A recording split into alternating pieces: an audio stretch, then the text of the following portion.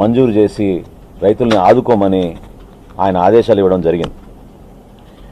అందులో భాగంగా తొలి విడతలో ఈ రోజున ఈ 1000 కోట్ల రూపాయలు రైతులందరికీ అందించే విధంగా ఒక ప్రక్రియ ప్రారంభించాం.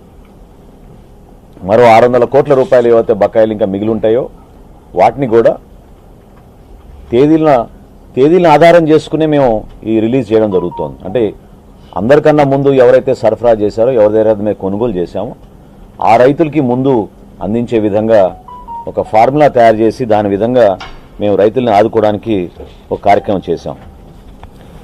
అంటే మేము ఇంత ఆర్థిక పరిస్థితులు, కష్టమైన ఆర్థిక పరిస్థితులు, వాస్తవాలు ఏంటో నాకు తెలుసు, మీ అందరు కూడా చూశారు, మీరు కూడా పుంకాలుగా రాస్తూ ఉన్నారు మీడియాలో.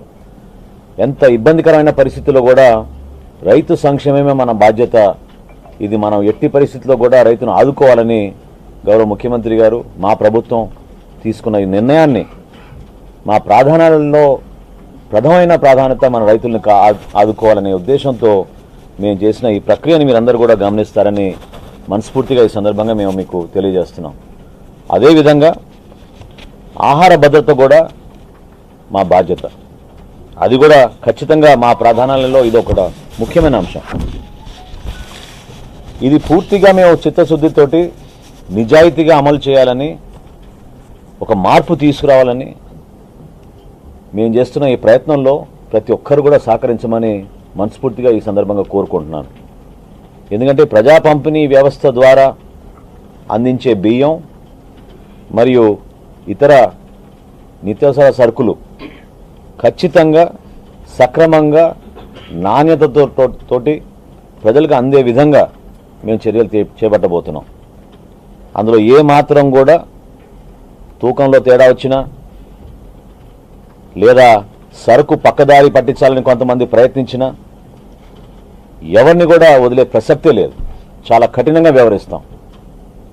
ఉదయమే మేము సమీక్షా సమావేశం ఏర్పాటు చేసుకున్నప్పుడు కమిషనర్ గారితో, ఎండీ గారితో నేను చెప్పింది ఏంటంటే, ఈ నెల మేము చేస్తున్న పంపిణీ కార్యక్రమంలో 251 MLS పాయింట్స్లో ఆల్రెడీ తనిఖీలు జరిగినాయి.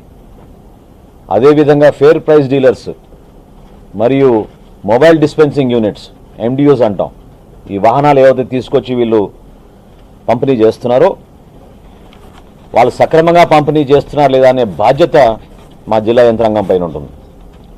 స్థానికంగా ఉన్న డిస్ట్రిక్ట్ సప్లై ఆఫీసరు, జాయింట్ కలెక్టర్లు, సివిల్ సప్లైస్ డిప్యూటీ తహసీల్దార్లు వీళ్ళందరూ కూడా అప్రమత్తంగా ఉండి సమాచారం తెప్పించుకుని ఎక్కడ కూడా పొరపాటు జరగకుండా సక్రమంగా ప్రతి కార్డుదారుడికి సరైన తూకంతో బియ్యం అందించే ఈ కార్యక్రమాన్ని జాగ్రత్తగా నిర్వహించాల్సిన బాధ్యత వాళ్ళందరిపైన ఉంటుంది. ఇంకా ఎన్నో మార్పులు తీసుకొస్తాం రాబోయే రోజుల్లో.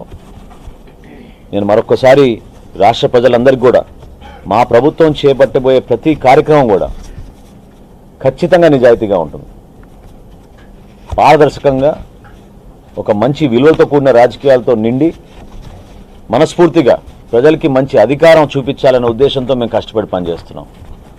సో ఈ వ్యవస్థలో ఉన్న ప్రతి ఒక్కరూ దయచేసి వాళ్ళు కూడా ఆ మార్పు చూపించాలి. కష్టపడాల్సిన అవసరం వచ్చింది. మన రాష్ట్రాన్ని మనం కాపాడుకోవాలి. ఈరోజున్న పరిస్థితిని మనం మార్చుకోవాలనుకున్నప్పుడు నిజాయితీగా పనిచేయాలి.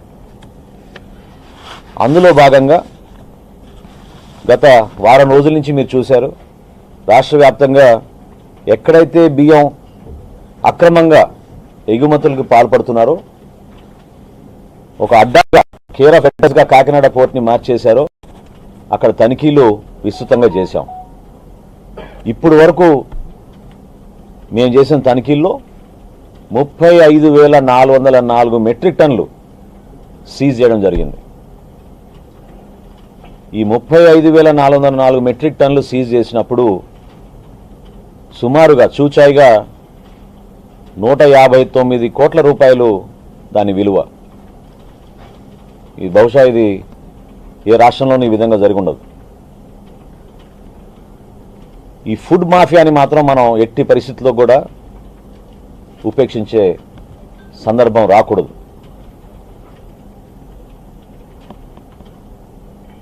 ఈ మాఫియా ఏ విధంగా వ్యవస్థీకరించిందో మన కాకినాడ పర్యటనలో మీరందరూ చూశారు. చాలామంది మీడియా మిత్రులు, అధికారులు కూడా మేము మొట్టమొదటిసారి మమ్మల్ని కాకినాడ పోర్ట్లో గేటు దాటి మమ్మల్ని రానిచ్చారనే విషయం చెప్పినప్పుడు నేనే ఆశ్చర్యపోయాను. ఒక అడ్డగా మార్చేసి ఎవరిని కూడా దగ్గర రానియకుండా అక్రమంగా పేద ప్రజల డబ్బు దోచుకుని పేదవాడి పొట్టగొట్టి వీళ్ళు ఈ విధంగా ఎగుమతులు చేస్తున్నారంటే ఇతర దేశాలకి ఒక్కసారి మీరు తలుచుకుంటేనే ఆశ్చర్యపోవాలి.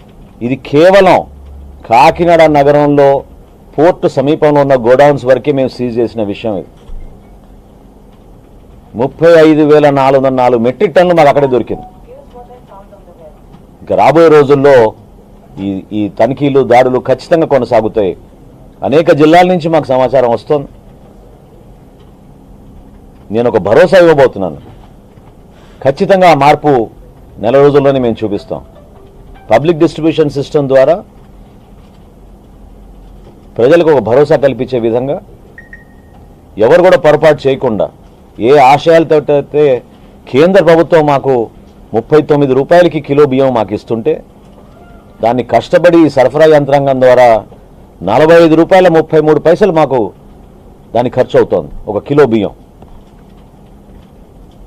రూపాయికే కార్డుదారుడికి మేము సరఫరా చేస్తుంటే ఈ దుర్మార్గులు 8 రూపాయలకి 7 రూపాయలకి కొనుగోలు చేసి భారీ ఎత్తున ఈ స్కామ్కి పాల్గొంటున్నారు.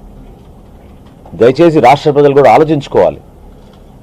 మీరు ఈ పొరపాటులో మీరు కూడా భాగస్వాములు కాబాకండి. ఎంతవరకు మనకి బియ్యం అవసరమో, ఏ విధంగా దాన్ని మనం జాగ్రత్తగా వాడుకోవాలో ఈ ప్రభుత్వం మీకు అందిస్తున్న కానుక ఇది. దాన్ని గౌరవించండి. ఒక రైతు పడే కష్టాల గురించి గతంలో అనేక జిల్లాల్లో పవన్ కళ్యాణ్ గారు నేను పర్యటించినప్పుడు మేము చూసాం. పంట పండించిన తర్వాత 3-4 రోజులు లారీ కింద పండుకొని మిల్లర్ల దగ్గర పోయి బతిమలాడుకోవాల్సిన పరిస్థితి తీసుకొచ్చారు ఈ గత ప్రభుత్వం. ఆ పరిస్థితి మారుతుంది. నేను మాటిస్తున్నా మీకు, రాబోయే సీజన్లో ఏ మిల్లర్ కూడా తప్పు చేయకుండా, రైతుకి ఎక్కడ ఇబ్బంది కలగకుండా ధాన్యం కొనుగోలు విషయంలో, ఈ ప్రొక్యూర్మెంట్ విషయంలో చాలా పారదర్శకంగా కొత్త టెక్నాలజీ వాడి ప్రతి ఒక్కరికి మేలు చేసే విధంగా మా పౌర సరఫరాల శాఖ నిలబడుతుందని ఈ సందర్భంగా తెలుపుతూ, ఈ 1000 కోట్ల రూపాయలు ఏ విధంగా మేము జిల్లాల వారీగా పంచామో మీకు వివరాలు ఇస్తాను.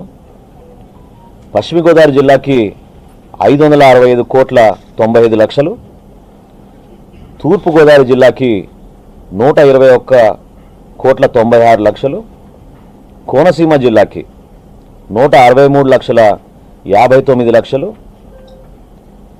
కాకినాడ జిల్లాకి 21 కోట్ల 92 లక్షలు, ఏలూరు జిల్లాకి 119 కోట్ల 96 లక్షలు, చివర్లో బాపట్ల జిల్లాకి 6 కోట్ల 61 లక్షలు.